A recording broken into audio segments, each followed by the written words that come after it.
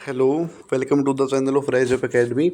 तो आज का अपना एग्रीकल्चर का टॉपिक है क्लासिफिकेशन ऑफ क्रॉप, जिसके अंदर से एक नहीं एक से ज़्यादा क्वेश्चन आने के पूरे चांसेस है BSc agriculture 6 year entrance exam के अंदर। तो आज का अपना टॉपिक करते हैं स्टार्ट अपन। तो सबसे पहले आता है व्हाट इज क्रॉप। जो अपनी क्रॉप है वो होती क्या है। The plant of same kind are cultivated on a place on a large scale. एक बड़े स्केल पे एक ही जैसे प्लांट को आप कल्टीवेट कर रहे हैं एक जगह पे, उसको आप क्या बोलेंगे, क्रॉप। कि बहुत सारे प्लांट्स को, एक ही जैसे प्लांट्स को एक बड़े स्केल पे एक ही जगह पे कल्टीवेट करना, वो अपनी क्या होती है, क्रॉप। ठीक है। उसके बाद जो क्लासिफिकेशन है वो अलग अलग बेसिस पे क्लासिफिकेशन है। तो जो सबसे पहले क्लासिफिकेशन है वो है on the basis of economic importance. तो उसके अंदर सबसे पहले आती है सीरियल्स क्रॉप। तो वे क्रॉप जो इनके अपन जो अनाज होता है, जो स्टार्ची ग्रेन, जो कि अपन जिनके लिए ग्रेन के लिए दाने के लिए उगाते हैं। तो ऐसी क्रॉप जिसके दाने के लिए उगाते हैं, क्योंकि उसके दाने के अंदर क्या होता है, स्टार्च होता है, इसलिए। जैसे राइस, वीट, मेज, बार्ले, बाजरा, इनके ग्रेन पर्पज के लिए अपन इनको क्रॉप को कल्टीवेट करते हैं, ग्रो करते हैं। दूसरी आती है अपनी पल्स क्रॉप। पल्स क्रॉप क्या होगी कि वे क्रॉप जिनके अंदर प्रोटीन बहुत ही ज़्यादा होता है, जिनसे दाल वगैरह भी बनती है अपनी। जैसे अरहर की दाल है, मूंग, उड़द, ग्राम, सोयाबीन, पी, मटर, इनके अंदर प्रोटीन अब बहुत ही ज़्यादा होता है। तो वो अपनी होती है पल्स क्रॉप। थर्ड वन अपनी ऑयल सीड क्रॉप। ऐसी क्रॉप जिनके अंदर क्या होगा, फैटी एसिड बहुत ही ज़्यादा होंगे, जिससे हम वेजिटेबल ऑयल को एक्सट्रैक्ट कर सकते हैं, ऑयल को निकाल सकते हैं। तो जैसे ग्राउंडनट है, मूंगफली का तेल सुना होगा आप लोगों ने, तिल, तिल के अंदर भी बहुत तेल होता है। और मस्टर्ड, सरसों का तेल तो आप सभी यूज़ करते भी हैं। तो ये सारे अपनी कैसी है, ऑयल सीड क्रॉप। उसके बाद अपनी आती है फाइबर क्रॉप इसी के अंदर। तो फाइबर क्रॉप कौन सी, ऐसी क्रॉप जिनको आप फाइबर के लिए उगाते हैं। मेन मोटिव क्या अपना, कि फाइबर चाहिए अपने को उससे। तो जैसे कॉटन, जूट, मेस्टा, पाइनएप्पल, ये सारी कैसी क्रॉप अपनी फाइबर क्रॉप। इनको हम होम कंजप्शन के लिए यूज़ नहीं करते, इनको हम डायरेक्ट सेल करते हैं। उसके बाद है फॉरेज क्रॉप। ऐसी क्रॉप जो कि क्या करेंगे, एनिमल के फीड के लिए उगाएंगे, एनिमल के चारे के लिए, जिससे हे, सीलेज, फोडर वगैरह ये चीज़ें अपनी बढ़ती हो।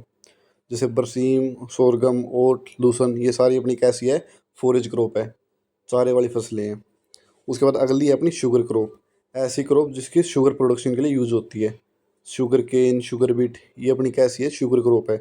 इनसे गुड़, चीनी, ये सब चीज़ बनती है। तो ये थी अपनी पहली क्रॉप। इसके अंदर आगे है बेवरेजेस। ऐसी क्रॉप जो कि क्या हो, ड्रिंकिंग पर्पज़ के लिए हो, जिनकी थोड़ी बहुत आदतें भी लग सकती है। जैसे चाय है, कॉफ़ी, कोकोआ, ये कैसी अपनी माइल्ड ड्रिंकिंग पर्पज़ के लिए अपन इनको उगाते हैं। उसके बाद है मिलेट्स। मिलेट्स क्या होते हैं, it is small grain cereals which form stable food in dry region of the developing countries. कि जो ड्राई रीजन, जहाँ पे पानी वगैरह ज़्यादा नहीं होता, सूखे इलाके, जो वहाँ का जो अनाज बने, मेन फूड बने जो। और ये कैसे होते हैं, स्मॉल ग्रेन, बहुत ही छोटा दाना होता है इनका। जैसे बाजरा है, फिंगर मिलेट जिसको रागी बोलते हैं, इनका छोटा दाना होता है। और जो सूखे एरिया है वहाँ पे क्या होते हैं, मेन फूड होते हैं। जैसे राजस्थान है, उस साइड ज़्यादा कल्टीवेट करते हैं। तो ये थी अपनी पहली क्लासिफिकेशन इकोनॉमिक इंपॉर्टेंस के बेस पे। अगली क्लासिफिकेशन अपनी आती है लाइफ साइकिल के बेस पे, कि लाइफ साइकिल के बेस पे कैसी क्लासिफिकेशन अपनी कितने टाइप की होती है। तो फर्स्ट वन है एनुअल क्रॉप। ऐसी क्रॉप जो कि क्या करेगी, अपनी लाइफ साइकिल है वो एक ही सीजन के अंदर पूरा कर लेती है, उनको बोलते हैं एनुअल क्रॉप। अब लाइफ साइकिल कैसे, वो देखो। मान लो हमने क्या किया, सीड है वो हमने ग्रो कर दिया। ये सॉइल सरफेस है मेरा, ये सॉइल सरफेस की हमने सीड को ग्रो कर दिया। अब सीड से आगे प्लांट बनेगा अपना, इसके ऊपर फ्लावर आएंगे हमारे। तो जो फ्लावर है इसके अंदर, ये फ्रूट के अंदर कन्वर्ट होगा, तो इसके अंदर क्या होंगे, सीड बनेंगे आगे। तो जो हमें सीड हमने बोया है, उससे सीड बनने तक का टाइम, ये अपनी क्या है, इसकी लाइफ साइकिल है। सीड बोने से लेके अपना जो अगला सीड हमें मिल नहीं जाता तब तक, वो उसकी लाइफ साइकिल है। अगर ये लाइफ साइकिल वो एक ही सीजन के अंदर पूरा करता है, तो उसको बोलते हैं हम एनुअल क्रॉप। तो एनुअल क्रॉप के अंदर जो मोस्टली फील्ड क्रॉप्स है जितनी भी हमारी, जैसे वीट, राइस, मस्टर्ड, बाजरा, बार्ले, जितनी भी क्रॉप्स है, वो सारी की सारी क्या आती है, अपनी एनुअल क्रॉप्स के अंदर आती है। उसके बाद अब बाइनरी क्रॉप्स। ऐसी क्रॉप जो कि अपनी लाइफ साइकिल को कितने, 2 सीजन के अंदर पूरा करती है। तो मेनली जो अपनी क्रॉप्स है उनकी दो ग्रोथ होती है। एक होती है वेजिटेटिव ग्रोथ, जिसके अंदर वो उनकी लीफ, स्टेम, रूट, ये सब कुछ डेवलप होगा। और एक होती है उसकी रिप्रोडक्टिव ग्रोथ, जिसके अंदर जो फ्लावर आएंगे, फ्रूट के अंदर कन्वर्ट होगा और सीड बनेंगे, वो चीज़। तो बाइनरी क्रॉप में क्या होगा, एक सीज़न के अंदर तो जो प्लांट है अपनी वेजिटेटिव ग्रोथ पूरा करेगा, और जो दूसरा सीज़न है उसके अंदर प्लांट अपनी क्या करेगा, रिप्रोडक्टिव ग्रोथ पूरा करेगा। तो ये अपनी कैसी क्रॉप है, बाइनरी क्रॉप, जो कि 2 सीज़न के अंदर अपनी लाइफ साइकिल को पूरा करती है। तो इसके अंदर एग्जांपल है जैसे अनियन, शुगर बीट, स्वीट क्लो, ये सारे इसके एग्जांपल हो गए। अब शुगर बीट के अंदर एक स्पेशल केस है, अगर शुगर बीट को हम जिस सीज़न के अंदर उगा रहे हैं वहाँ पे उसको लो टेम्परेचर मिल जाता है, तो जो उसकी वेजिटेटिव ग्रोथ है, वेजिटेटिव ग्रोथ के बाद उसकी एकदम रिप्रोडक्टिव ग्रोथ है वो साथ में स्टार्ट हो जाती है, जिससे वो एक एनुअल क्रॉप की तरह बिहेव करने लग जाती है। यानी उसका जो सीड प्रोडक्शन है, अगला सीड है अपने को, वो एक ही सीज़न के अंदर मिल जाता है, तो वो अपनी एनुअल क्रॉप की होगी। तो उसके बाद अपने आती है पेरेनियल क्रॉप, ऐसी क्रॉप जिसके अंदर जो सीड टू सीड है, यानी जो लाइफ साइकिल है उसकी, उसको पूरा करने में 2 सीज़न से ज़्यादा लगते हैं उसको। जैसे शुगर केन है, स्वीट पोटैटो, लूसन, ये सारे अपने कैसी है, पेरेनियल क्रॉप। उसके बाद तीसरे टाइप अपना इसका तीसरे बेसिस पे, सीजन के बेसिस पे, कि खरीफ, रबी और जायद। जो खरीफ सीजन की क्रॉप है उनको हम क्या बोलते हैं, मानसून क्रॉप या ऑटम क्रॉप। इनका सोइंग टाइम क्या होता है, ऑनसेट ऑफ मानसून, मानसून के आने पे। मानसून कब आएगा, जून जुलाई के अंदर। हार्वेस्टिंग टाइम सितंबर से अक्टूबर, सितंबर के अंदर भी काट देते कई क्रॉप्स को, कई अक्टूबर भी, और कई अक्टूबर से थोड़ा सा आगे नवंबर स्टार्टिंग में कट ऑफ करते हैं। तो ये सीजन क्रॉप है अपनी। वो क्या होगा कि जो जून जुलाई से लेकर सितंबर अक्टूबर तक इनका सीज़न है पूरा, तो उस टाइम वार्म वेट वेदर, कि गर्म अपना वार्म वेदर होगा, साथ ही उसके अंदर नमी भी होगी। तो उनकी ग्रोथ के लिए उनको कैसा चाहिए, वार्म वेट वेदर चाहिए। और उस टाइम क्या हो जाता है, जब लास्ट में इनकी फ्लावरिंग आएगी सितंबर अक्टूबर के टाइम पे, तब दिन की जो लेंथ है वो छोटी होने लग जाती है। यानी इनको फ्लावरिंग के टाइम कैसी डे लेंथ चाहिए, शॉर्टर डे लेंथ। तो इसके एग्जांपल जैसे राइस, मेज, बाजरा, ज्वार, ग्राउंडनट, तिल, कॉटन, सनैम, सोयाबीन, कास्टर, ये सारी अपनी कैसी क्रॉप है, खरीफ सीजन के अंदर। क्योंकि जैसे राइस अपना, इसको हम कब उगाएंगे, जून जुलाई के अंदर आप इसकी सोइंग करते हैं, और हार्वेस्टिंग कब होगी इसकी, सितंबर अक्टूबर के अंदर। तो एक ऐसी क्रॉप है अपनी, खरीफ सीजन की क्रॉप है। उसके बाद अगला आता है रबी सीजन क्रॉप। जो रबी सीजन क्रॉप है उनको हम बोलते हैं विंटर क्रॉप्स या पोस्ट मानसून क्रॉप। तो जो इनका सोइंग टाइम है वो कब है अपना, कि जो अपनी खरीफ सीजन की क्रॉप है वो कटी अक्टूबर के अंदर, उसके बाद ही हमने इसको बो दिया, तो mostly October last to November. Harvesting time इसका कब है, फरवरी लास्ट से मार्च के अंदर। तो ये सीजन क्रॉप है। तो इनको क्या चाहिए, कोल्ड ड्राई वेदर चाहिए अपने मेजर पीरियड ऑफ ग्रोथ, अब इनकी ग्रोथ के लिए, कि अक्टूबर और नवंबर में स्टार्टिंग होगी, सोइंग करेंगे और फरवरी मार्च के अंदर काट देंगे। तो उस टाइम अपना टेम्परेचर वो भी कम होगा, यानी कोल्ड वेदर होगा, और उस टाइम क्या, नमी भी नहीं होगी, तो ड्राई वेदर भी होता है। और जब लास्ट में इसकी फ्लावरिंग आएगी फरवरी मार्च के टाइम पे, तब जो डे लेंथ है वो थोड़ी सी बढ़ने लग जाती है। तो इनकी फ्लावरिंग के लिए इसको कैसी डे लेंथ चाहिए, लंबी, लॉन्गर डे लेंथ चाहिए इसको। तो वीट, मस्टर्ड, बार्ले, ओट, शुगर केन, टबैको, बरसीम, पी, लिनसीड, ग्राम, ये सारी अपनी कैसी क्रॉप है, रबी सीजन क्रॉप। ठीक है। उसके बाद थर्ड वन अपना क्या, जायद सीजन। तो जायद सीजन कौन सा होता है अपना, कि हमने क्या किया कि अपनी जो रबी सीजन की क्रॉप थी वो फरवरी या मार्च के अंदर अपनी उसकी हार्वेस्टिंग कर दी, काट दी उनको। अब अगली क्रॉप हम कब बो रहे हैं, जून जुलाई के अंदर। तो जो बीच का है 2-3 महीने का जो इंटरवल बच गया, बीच का टाइम बच गया जो हमारा ये, इसमें हम एक और क्रॉप ले लेते हैं जो कि शॉर्ट ड्यूरेशन की होती है, थोड़े टाइम के अंदर पक के तैयार हो जाती है। तो वो कैसी क्रॉप होती है अपनी, जायद क्रॉप। इनको समर क्रॉप भी बोलते हैं, कि गर्मियों के अंदर आप इनको बोते हैं और गर्मियों के अंदर ही काट लेते हैं। तो सोइंग टाइम इसका क्या है, कि जब रबी सीजन की क्रॉप आप कट करेंगे तभी, फरवरी लास्ट में या मार्च में। हार्वेस्टिंग टाइम मई के अंदर या जून के अंदर, आप जून स्टार्टिंग में इनको काट लेते हैं। तो इनको कैसा टेम्परेचर चाहिए, warm weather, warm dry weather चाहिए इनकी ग्रोथ के लिए। और उस टाइम तो जो गर्मियों के टाइम डे लेंथ भी बड़ी होती है फ्लावरिंग के लिए, तो इनको लॉन्गर डे लेंथ चाहिए फ्लावरिंग के लिए।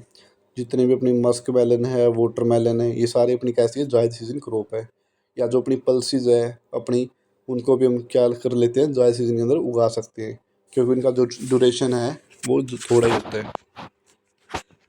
तो ये अपना था तीसरा टाइप। उसके बाद फोर्थ टाइप अपना आता है on the basis of CO2 fixation, कि जो कार्बन डाइऑक्साइड है प्लांट लेते हैं फोटोसिंथेसिस के अंदर, तो कार्बन डाइऑक्साइड को किसके अंदर कन्वर्ट करेंगे, अपने कार्बोहाइड्रेट के अंदर कन्वर्ट करेंगे, अपनी जो फोटोसिंथेसिस रिएक्शन होती है उसके अंदर। तो जो CO2 फिक्स करने के वो कौन सा पाथ फॉलो कर रहे हैं, तो फर्स्ट है अपना C3 प्लांट, कि ऐसे प्लांट जो कि CO2 फिक्स करने के लिए कैसी साइकिल फॉलो करे, C3 साइकिल, जिसको कैल्विन साइकिल भी बोल देते हैं। अब इसके बारे में डिटेल में पढ़ना है कि C3 साइकिल होती क्या है, वो चीज़ें बस एक दो जो मेजर पॉइंट्स है वो याद करने हैं आप लोगों ने। तो जो फर्स्ट कंपाउंड है, first stable compound C3 cycle का, वो कौन सा था? PGA, phosphoglyceric acid. क्वेश्चन आ सकता है पेपर के अंदर ये। और जो ये PGA है, इसके अंदर 3 कार्बन होते हैं, ये 3 कार्बन का कंपाउंड होता है, इसीलिए इसको बोल दिया C3 साइकिल। तो जितनी भी अपनी वीट, राइस, अरहर, कॉटन, बार्ले, तो इसको याद कर लो कि जितनी भी अपनी क्रॉप्स है जो छोटी हाइट की होती है, वो सारी की सारी लगभग C3 क्रॉप्स ही होती है। उसके बाद आ गया C4 प्लांट। C4 प्लांट क्या होते हैं? ऐसे प्लांट जो कि CO2 को फिक्स कैसे करेंगे? C4 साइकिल के थ्रू करेंगे। यानी इनका जो पाथ है CO2 को फिक्स करने का कार्बोहाइड्रेट के अंदर, वो C4 साइकिल है। तो हैच एंड स्लैक पाथवे भी बोलते हैं C4 साइकिल को। तो इसके अंदर जो फर्स्ट कंपाउंड है, स्टेबल कंपाउंड, वो कौन सा है? OAA, oxaloacetic acid. ये इसके अंदर स्टेबल कंपाउंड होता है फर्स्ट। तो इसके अंदर अपना जो OA है, ऑक्जैलो एसिटिक एसिड, ये अपना 4 कार्बन का होता है, इसलिए इसको बोल दिया C4 साइकिल। इसके अंदर एग्जाम्पल कौन से आएंगे? सोरगम, मेज, शुगरकेन, बाजरा। लगभग वही क्रॉप है जिनकी हाइट बड़ी होती है अपनी, मोस्टली वही क्रॉप्स हैं। शुगरकेन है, मेज है, सोरगम है, वो बाजरा है, इन सभी की हाइट है वो बहुत बड़ी होती है। उसके बाद इसके अंदर तीसरा वो है अपना कैम प्लांट। जो कैम है उसकी फुल फॉर्म क्या है? क्रेसोल्यूशन एसिड मेटाबॉलिज्म। ये ऐसे प्लांट्स हैं जिनके अंदर जो स्टोमेटा है, वो रात के टाइम तो ओपन होगा और दिन के टाइम वो क्लोज हो जाएगा। और ये साइकिल किस सेल के अंदर होती है? मीजोफिल सेल के अंदर होती है। और इनका जो पहला प्रोडक्ट होगा स्टेबल, वो कौन सा होता है? अपना मैलिक एसिड। कौन सा होगा? Malic acid. तो इसके अंदर जो अपने एग्जाम्पल है, पाइनएप्पल, एगेव, सेंचुरी प्लांट। तो यानी जो C4 साइकिल है उनके अंदर 4-5 प्लांट ही, ज़्यादा नहीं है अपने, 4-5 प्लांट ही आते हैं मोस्टली जिनकी हाइट बड़ी होती है, वो याद करने का तरीका। और जो कैम प्लांट है ये 3 है, इनको छोड़ के लगभग सारे के सारे C3 होते हैं, तो ऐसे आप याद कर सकते हो। तो उसके बाद अपना आता है कि fifth, on the basis of pollination, कि पोलिनेशन के बेस पे अपनी कैसे होते हैं। तो फर्स्ट है सेल्फ पोलिनेटेड क्रॉप। अब पोलिनेशन क्या होता है वो देखो।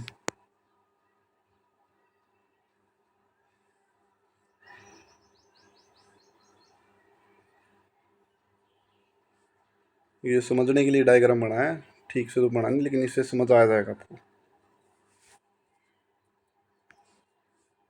दोबारा बनाते हैं।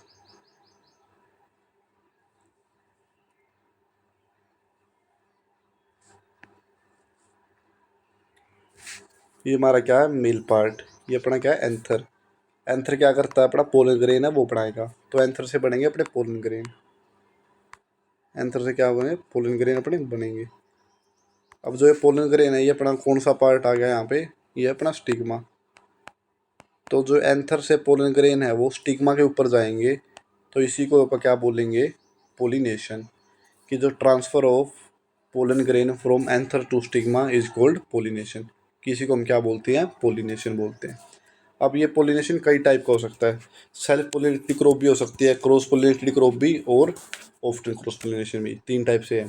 तो सेल्फ पोलिनेशन में क्या होता है कि the transfer of pollen grain from anther to stigma in same flower, कि एक ही फ्लावर के अंदर जो एंथर से पोलन ग्रेन बन के स्टिग्मा के ऊपर जा रहे हैं, तो उसको आप क्या बोलेंगे? Self pollinated crop. तो ऐसी क्रॉप जिनके अंदर 95% से ज़्यादा पोलिनेशन होता है और क्रॉस पोलिनेशन के चांसेस 5% से भी कम होंगे, उनको बोलते हैं हम सेल्फ पोलिनेटेड क्रॉप। तो इनके अंदर कौन सा एग्जांपल है? वीट, राइस, बार्ले, ये सारे इसके अंदर एग्जांपल होते हैं। उसके बाद है cross pollinated crop. Cross pollination क्या होगा? अब मान लो कि हमारे 2 प्लांट हैं, हमारे कोई 2 प्लांट है। अब जो इसके, जो पहला प्लांट है, इसके अपने एंथर से पोलन ग्रेन बने हमारे ए प्लांट के। और कोई दूसरा प्लांट है हमारा, जो दूसरा प्लांट है, इसके अपने जो स्टिग्मा के ऊपर के आगे जो ए प्लांट है उसके पोलन ग्रेन किसी दूसरे स्टिग्मा के ऊपर चले गए, किसी दूसरे प्लांट के। The transfer of pollen grain of one plant to the stigma of another plant, कि एक प्लांट के पोलन ग्रेन किसी दूसरे स्टिग्मा के ऊपर चले गए पोलिनेट करने, तो इस पोलिनेशन को क्या बोलेंगे? Cross pollination. तो ऐसी क्रॉप जिनके अंदर 100 के 100% क्रॉस पोलिनेशन होगा, उनको बोलते हैं क्रॉस पोलिनेटेड क्रॉप। और एक क्रॉस पोलिनेशन करवाएगा कौन? इसके अंदर बीच में पोलिनेटिंग एजेंट होते हैं, वो वाटर भी हो सकता है, विंड भी हो सकते हैं, कोई इंसेक्ट भी हो सकते हैं। तो इसके अंदर एग्जांपल क्या है, मेज और बाजरा, ये फेमस एग्जांपल है क्रॉस पोलिनेशन की। इनके अंदर मैकेनिज्म होते हैं, मेज के अंदर प्रोटेंड्री होता है और बाजरा के अंदर प्रोटोगाइनी। वो जब इसकी क्रॉप करेंगे इंडिविजुअल, उसके अंदर पढ़ेंगे इनको डिटेल में। उसके बाद थर्ड वन है ऑफ्टन क्रॉस पोलिनेटेड क्रॉप। तो ऑफ्टन क्रॉस पोलिनेशन में क्या हुआ, जो हमारा सेल्फ पोलिनेशन था जैसे, उसके अंदर क्या था कि 95% से ज़्यादा सेल्फ पोलिनेशन हुआ उसके अंदर, और क्रॉस पोलिनेशन 5% से भी कम हुआ। अगर वो क्रॉस पोलिनेशन है वो 5% से बढ़ के 30% तक चला जाता है, the crop which have 5 to 30% of cross pollination, तो उस क्रॉप को क्या बोलेंगे, ऑफ्टन क्रॉस पोलिनेटेड क्रॉप। ये है तो वैसे अगर मान लो 30% भी क्रॉस पोलिनेशन है उसके अंदर, तो 70% तो सेल्फ पोलिनेशन ही बच गया उसके अंदर। तो है तो एक्चुअल में सेल्फ पोलिनेटेड क्रॉप, लेकिन उसके अंदर जो क्रॉस पोलिनेशन है वो थोड़ा सा इंक्रीज है बाकी कंपैरिजन में, तो इसलिए इसको बोल दिया ऑफ्टन क्रॉस पोलिनेटेड क्रॉप। तो इसके अंदर अरहर, कॉटन, सोरगम और ट्रीटिकेल इसके फेमस एग्जाम्पल है। तो क्वेश्चन यहाँ से आने के पूरे चांसेस है, which of the following is a often cross pollinated crop. तो इनके एग्जाम्पल आपको याद करने पड़ेंगे। उसके बाद सिक्स्थ क्लासिफिकेशन अपनी on the basis of photo period. Photo period का मतलब है कि जो ड्यूरेशन लाइट की उसको कितनी चाहिए। अब कुछ प्लांट ऐसे होते हैं जिनको जो लाइट की ड्यूरेशन ज़्यादा चाहिए अपनी फ्लावरिंग के लिए, और कुछ प्लांट ऐसे होते हैं जिनको लाइट की ड्यूरेशन या डे लेंथ कम चाहिए फ्लावरिंग के लिए।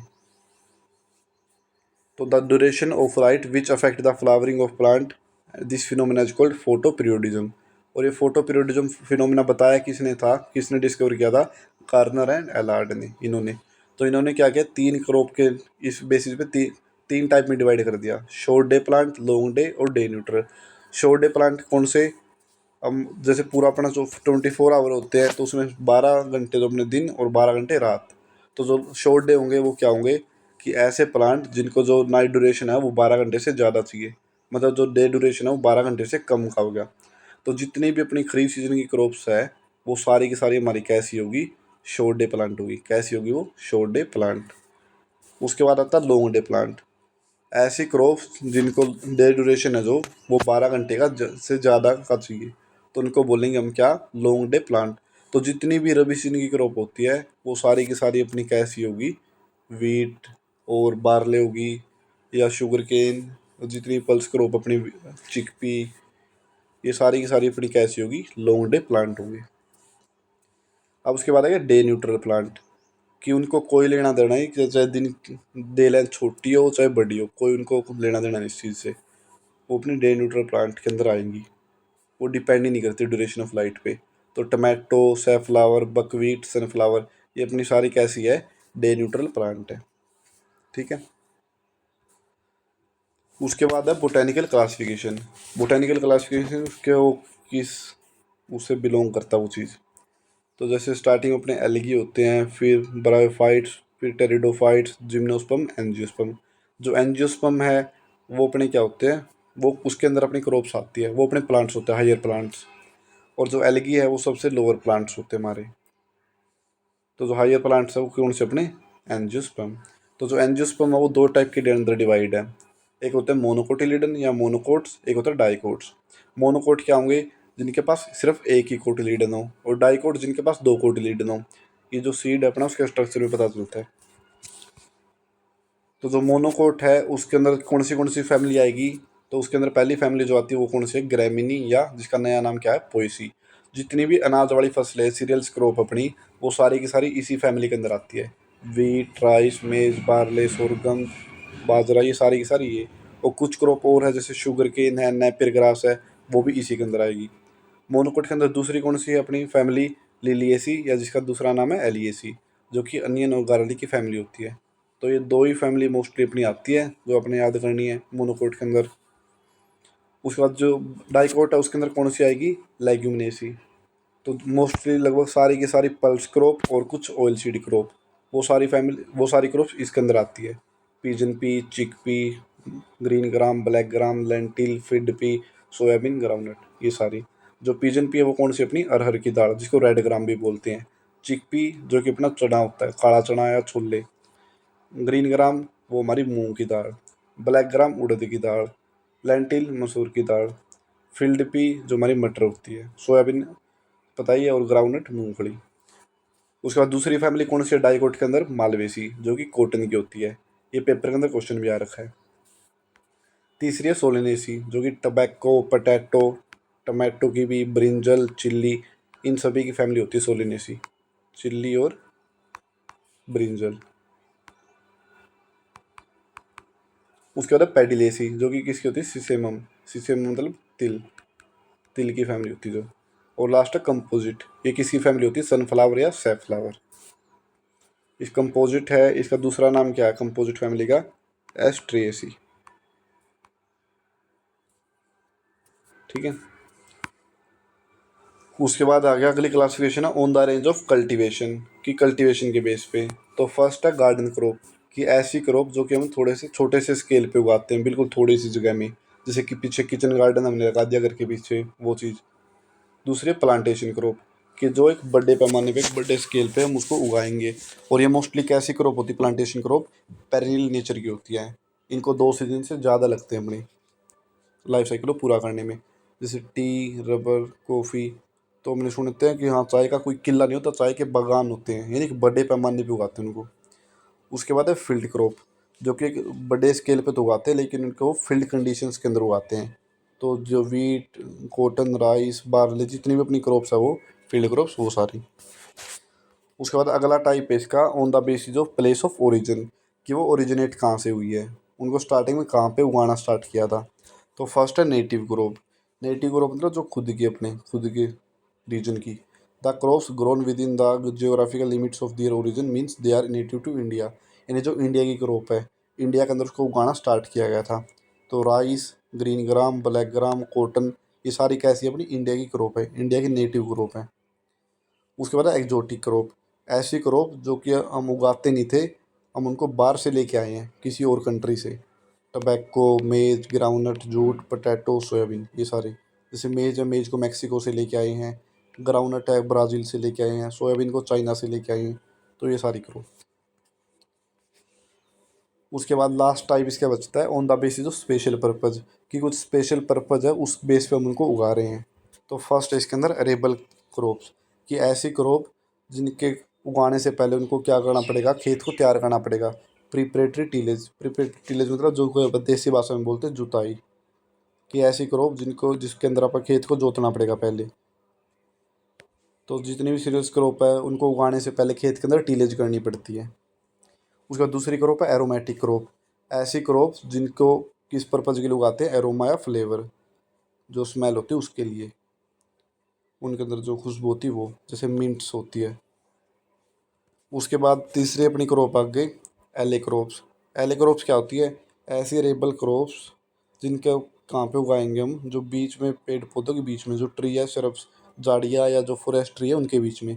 जैसे स्वीट पोटैटो, उड़द, टर्मेरिक, जिंजर, इनको हम कहाँ पे उगाते हैं? सफ़ेदे के रो के बीच में उगा देते हैं। जैसे यहाँ पे ये उगे हुए अपने फॉरेस्ट क्रॉप या फॉरेस्ट ट्रीज इस साइड ये रहे, और जो बीच का स्पेस बच गया इसके अंदर हम कोई भी क्रॉप्स लगा देंगे, तो इनको बोलते हैं एले क्रॉप्स। उसके बाद अगली है ऑगमेंटिंग क्रॉप्स, ऐसी क्रॉप्स जिनको दोनों, दो क्रॉप्स को उगाने, ऐसी क्रॉप्स जिसको उगाने से जो मेन क्रॉप हमने लगाई है उसकी जो उपज है वो बढ़ेगी, उसकी ईल्ड के अंदर ज़्यादा ग्रोथ दिखेगी। जैसे मस्टर्ड विद बरसीम, अगर बरसीम को मस्टर्ड के साथ हम उगा देते हैं तो जो बरसीम क्या करेगी? मस्टर्ड की जो उपज है, ईल्ड है, वो इंक्रीज कर देगी। उसके बाद है एवेन्यू क्रॉप्स, ऐसी क्रॉप्स जिनको हम रोड के साइड पे या फेंसिस के हिसाब से हम उगाते हैं। रोड के साइड पे जो हमें क्रॉप्स लगी हुई है, जैसे इसके अंदर एग्जांपल है सीसल। उसके बाद है बॉर्डर या गार्ड क्रॉप। अब इसके नाम से ही चल रहा है कि बॉर्डर, यानी बॉर्डर पे लगी हुई है, गार्ड यानी जो रखवाली करेगी। तो ऐसी क्रॉप्स जो कि हम क्या करेंगे? बॉर्डर के ऊपर लगाएंगे, ताकि हवा वगैरह अगर तेज़ चल रही है तो वो अपनी मेन क्रॉप को नुकसान न पहुँचा सके, या कोई जानवर वगैरह ना आ सके अंदर खेत के अंदर। तो एक बॉर्डर की तरह काम करेगी। तो क्या करेगी? जो एनिमल या स्पिंडोवीड से बचाएगी मेन क्रॉप को। उसके बाद है कैश क्रॉप, कि ऐसी क्रॉप जिनको हम स्पेशली हम सेल पर्पज़ के लिए, कि हमने बेचना ही है और हमने पैसा कमाना उससे, उसको कंज्यूम नहीं करना, होम कंजप्शन के लिए नहीं है वो। जैसे कॉटन है, कॉटन पूरी जितनी भी हमें कपास होती है वो सारी सारी हम बेचते ही हैं, घर पे कोई नहीं रखता। तो अपनी कैसी क्रॉप है, कैश क्रॉप। उसके बाद है कैच कॉन्टीजेंट या इमरजेंसी क्रॉप। तो ये कौन सी होती है, ये देखो। अब मान लो कि हमने नवंबर के अंदर हमने क्या किया, हमारी वीट उगा दी, गेहूं की सोइंग कर दी। अब बिल्कुल बढ़िया क्रॉप चल रही है, कोई दिक्कत नहीं आ रही इसके अंदर। लेकिन जैसे ही अपने आगे चल रही थी, इसकी ग्रोथ होती गई। अब मान लो फरवरी आ गया अपना। फरवरी में क्या हुआ, कोई इंसेक्ट पेस्ट ने अटैक कर दिया, या कोई डिजीज़ थी, कीड़े मकोड़े थे, या कोई अपनी डिजीज़ थी। उनकी वजह से हमारी क्या होगी, क्रॉप है जो वो फेल होगी। यानी पूरी की पूरी क्रॉप हमारी, उसका क्या हो गया अपना, ख़राब होगी वो सारी सारी, इंसेक्ट डिजीज़ किसी भी चीज़ से। तो अब जो फार्मर था वो पूरी की पूरी तरीके से इस पे डिपेंड था, क्रॉप के ऊपर, इसके बीज वगैरह के, इसके ऊपर उसने टीलेज वगैरह की थी, इरिगेशन दी, न्यूट्रिएंट वगैरह डाले इसके अंदर, खाद वगैरह डाले। तो उन सारों को उसने पैसे भी लगाए उसके ऊपर, और इस पे डिपेंड भी था, कोई और काम भी नहीं कर रहा था। तो फिर क्या हुआ, उसकी तो पूरी फसल ही ख़राब होगी, तो उसके पास अब पैसा कहाँ से आएगा। तो उसने क्या किया, उसको पता कि उसकी अगली जो क्रॉप है उसने लगानी वो जून के अंदर। तो जितना भी टाइम है, यानी फरवरी से, फरवरी के मिड में अगर ख़राब हुई है, तो जो आधा फरवरी बच गया, मार्च अप्रैल मई, तो ये जो 3 साढ़े 3 महीने बचे हैं, इस टाइम वो एक और क्रॉप ले लेगा। एक और क्रॉप वो क्या कर देगा, ग्रो कर देगा इस ड्यूरेशन के अंदर। और वो जो क्रॉप है वो कैसी क्रॉप होगी, वो शॉर्ट ड्यूरेशन की क्रॉप होगी, थोड़े टाइम की, जो थोड़े टाइम में पक के तैयार हो जाए। उससे बेशक किसान को फ़ायदा ना हो, लेकिन जो इसका लॉस हुआ है, यानी जो वीट के अंदर उसके ने सोइंग वगैरह की, सीड वगैरह डाले, जितना भी था, वो लॉस पूरा इसका रिकवर हो जाए। बेशक उसको फ़ायदा ना हो, लेकिन जिसने उसने इनपुट यूज़ किया जितने का, वो उसका रिकवर हो जाए। तो ऐसी क्रॉप्स को हम क्या बोलेंगे, कैच क्रॉप। कि जो मेन क्रॉप के ख़राब होने के बाद, मेन क्रॉप के फेल होने के बाद, जो किसान को नुकसान होने से बचाती है, उसको बोलते हैं हम कैच क्रॉप। तो such crop which are cultivated to catch the forthcoming season when main crop is fail. क्योंकि जो अपनी मेन क्रॉप फेल होगी, उसके फेल होने के बाद जो क्रॉप है वो नुकसान होने से बचाएगी। तो इसलिए इसको इमरजेंसी क्रॉप भी बोलते हैं, जो इमरजेंसी के अंदर काम आएगी। या कॉन्टीजेंट क्रॉप, ये शॉर्ट ड्यूरेशन की होती है, जल्दी ग्रो करती है, harvestable and usable at any time. जैसे अपनी जितनी भी अपनी पल्स क्रॉप है, वो सारी की सारी कैसी क्रॉप है, कैच क्रॉप है, क्योंकि वो शॉर्ट ड्यूरेशन की होती है। तो ग्रीन ग्राम, उड़द, काउपी, अनियन, ये सारी अपनी कैसी क्रॉप है, कैच क्रॉप। उसके बाद है कंटूर क्रॉप्स। कि जो ये स्लोपी लैंड है, जहाँ पे स्लोप बना हुआ है कि ऊपर से नीचे, तो वहाँ पे ये उगाई जाती हैं। Such crop grown on the along with contour lines to protect the land from soil erosion. कि जहाँ पे मिट्टी है वो ऊपर से नीचे आती है, सोइल का इरोजन होता है, वहाँ पे ऐसी क्रॉप्स को लगाया जाता है ताकि सोइल इरोजन से बचा जा सके। तो मार्वल ग्रासेस का एग्जाम्पल है। उसके बाद अपनी है अगली क्रॉप है कवर क्रॉप। कि जो सनलाइट हमारी वो डायरेक्ट लैंड के ऊपर, सोइल सरफेस के ऊपर पड़ेगी, तो जो सोइल का मॉइस्चर है उसको वो क्या कर लेगी, सनलाइट है उससे लॉस हो जाएगा सोइल मॉइस्चर। तो हमने सोइल मॉइस्चर को कंजर्व करके रखना है। तो हम ऐसी क्रॉप उगा देंगे जिसकी पत्तियाँ वगैरह बहुत ही बड़ी हो, जिसकी बहुत ही ज़्यादा कवरिंग कर दे, वो पूरे खेत को कवर कर दे, जिससे जो सनलाइट है वो डायरेक्ट सोइल के सरफेस से कॉन्टैक्ट ना बना पाए। तो ऐसी क्रॉप को हम क्या बोलेंगे, कवर क्रॉप। जो कि क्या कर देती है, सोइल मॉइस्चर को कवर कर दे, कंजर्व करती है, या सोइल इरोजन को, मिट्टी को एक जगह से दूसरी जगह जाने भी नहीं देती। वो अपनी फोलिएज से क्या कर देती, ग्राउंड को कवर कर लेगी, तो उसको बोलेंगे कवर क्रॉप। उसके बाद है कॉम्प्लीमेंट्री क्रॉप। कि ऐसी क्रॉप जो कि आप अगर उन दोनों को इकट्ठा बोएंगे तो उनसे आपस में एक दूसरे को फ़ायदा हुआ। जैसे ज्वार और लोबिया, हमने दो क्रॉप इकट्ठी लगा दी इंटर क्रॉपिंग में, एक स्टेबल रो पैटर्न के अंदर दो क्रॉप हमने लगा दी। तो जो ज्वार है उसको क्या मिल जाएगी, नाइट्रोजन मिल जाएगी लोबिया से, क्योंकि लोबिया अपनी लेग्यूमिनस फैमिली की क्रॉप होगी। और जो लोबिया है उसको सपोर्ट मिल जाएगा ज्वार से। तो दोनों को एक दूसरे से फ़ायदा हो गया, तो वो कॉम्प्लीमेंट्री क्रॉप है। उसके बाद है कॉम्पिटेटिव क्रॉप। कि ऐसी क्रॉप जो कि क्या करेगी, एक दूसरे से कंपटीशन करेगी। तो वो इंटर क्रॉपिंग के लिए, यानी दो क्रॉप अगर आप इकट्ठी उगाएंगे, उसके लिए स्टेबल नहीं है। जैसे टूर सीरियल्स, कि राइस है और मेज दोनों इकट्ठी उगा दी, तो अगर हम वाटर वगैरह प्रोवाइड करेंगे, फर्टिलाइज़र प्रोवाइड करेंगे, तो दोनों आपस में कंपटीशन करेंगे उन चीज़, वाटर के लिए भी, स्पेस के लिए, सनलाइट के लिए, वो सारी चीज़ें, जिससे जो उनकी यील्ड है उसके ऊपर इफेक्ट पड़ेगा। उसके बाद है सप्लीमेंट्री क्रॉप। कि ऐसी क्रॉप ना तो कॉम्पिटेटिव होती, यानी ना तो आपस में कंपटीशन करती, ना वो कॉम्प्लीमेंट्री होती, ना उनको एक दूसरे से फ़ायदा होता। वो अपनी अपनी ग्रोथ के ऊपर ध्यान देती है। जैसे मेज और कुकर बीट्स, ये दोनों सप्लीमेंट्री क्रॉप के एग्जाम्पल हो गए। उसके बाद है एग्जीक्यूटिव क्रॉप्स। ये एक ऐसी क्रॉप कि ये ऐसी क्रॉप है जिनको अगर हमने खेत में उगा दिया तो ये क्या करेगी, जितना भी अपना सॉइल के न्यूट्रिएंट्स है उन सारों को खा जाएगी, सॉइल के अंदर कुछ नहीं छोड़ेगी, ये सारों को क्या कर लेगी, कंज्यूम कर लेगी। तो such crop leave the field exhaustive after growing या डिप्लीट सॉइल न्यूट्रिशन, कि ग्रो करेगी वो तो उनको न्यूट्रिएंट रिक्वायरमेंट बहुत ही ज़्यादा होती है, तो वो ज़मीन को क्या कर देगी, बिल्कुल उसकी फर्टिलिटी है वो लो कर देगी। जैसे सीरियल्स अपनी शुगर केन वो सारी।